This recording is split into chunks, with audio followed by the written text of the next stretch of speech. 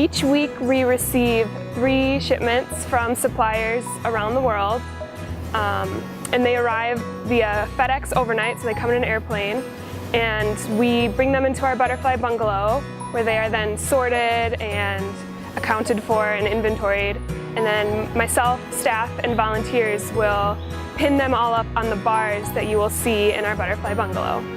So our butterflies come from all over the world. They come from South and Central America, Africa, as well as Asia.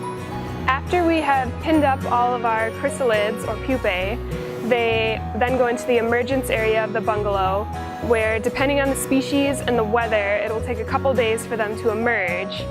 And once the butterflies have freshly emerged, then it takes a couple of hours for their wings to harden or dry. And so what they're doing during that is recirculating their hemolymph to expand their wings.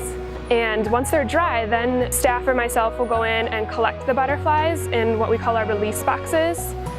And then we go out, bring them into the center of the conservatory and open up that box. And they can fly out as they please, or they stay and wait until they're ready to go.